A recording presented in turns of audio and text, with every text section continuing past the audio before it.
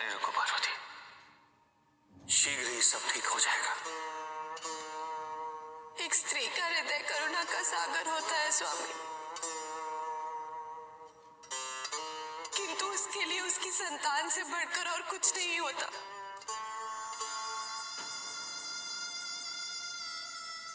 और यदि कोई भी स्त्री से उसके संतान को दूर करने का प्रयत्न करे तो उसको उसके कोप का भाजन अवश्य बनना पड़ेगा।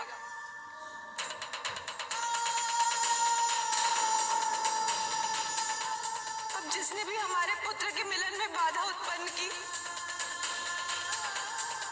तो उसका विनाश निश्चित है स्वामी।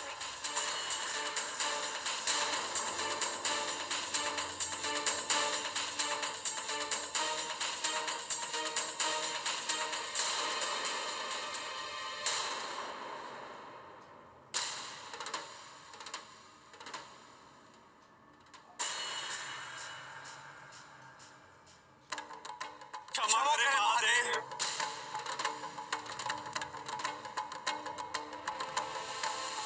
आप सबने अपनी अधीरता और सुरक्षा का परिणाम देख लिया।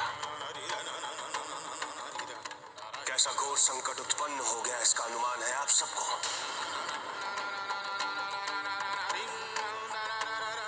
देवताओं से मुझे ऐसे अशोभनीय व्यवहार की अपेक्षा कदापि नहीं थी।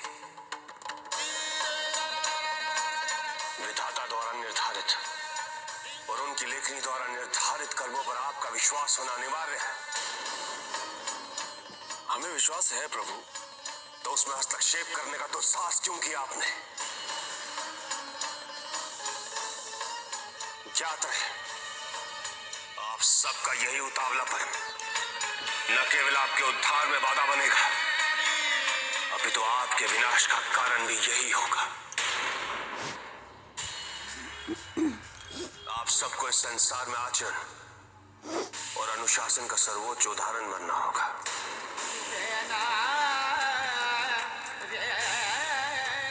मैं आशा करता हूं कि भविष्य में आप ऐसा कोई कार्य नहीं करेंगे जिससे आपको स्वयं पर ग्लानि और पश्चाताप हो।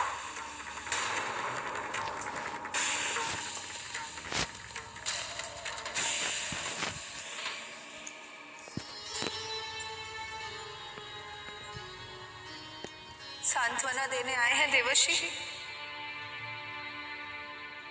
एक माँ को समझाने आए हैं आप? नहीं नहीं माते, मैं तो केवल आपकी चिंता दूर करने आया हूं। माते, आपके पुत्र का पता चल गया है और वो सुरक्षित है। क्या? सत्य सत्य कह रहे हैं आप देवर्षि? कहीं आप एक माँ की उद्विग्नता को शांत नहीं तो? नहीं नहीं माते, नहीं।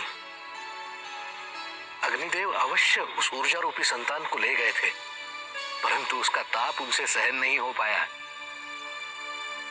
इसलिए उन्होंने उसे देवी गंगा को सौंप दिया था।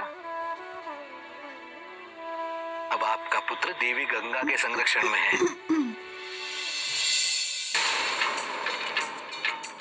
तुम्हारे तेज से ये समस्त सृष्टि झुलस जाएगी, इसीलिए तुम्हारी और इस सृष्टि की रक्षा करना मेरा कर्तव्य है।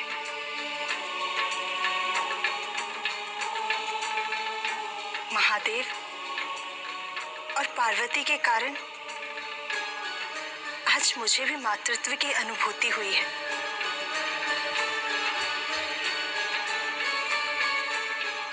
और मुझे ऐसा क्यों प्रतीत हो रहा है कि जैसे तुमने भी मुझे मां के रूप में स्वीकार कर लिया है। अन्यथा क्यों तुम्हारा स्पर्श मुझे ममता का आभास दिलाता? क्यों तुम्हारी उपस्थिति मुझे मेरी संपूर्णता से अवगत कराती? यदि तुमने मुझे मां स्वीकार किया है तो मैं भी अपने मां का दायित्व अवश्य निभाऊंगी। हाँ पुत्र, मैं तुम्हें अपने संतान के रूप में स्वीकार करती हूँ।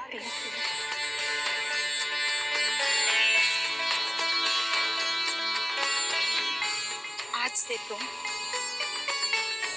गंगा पुत्र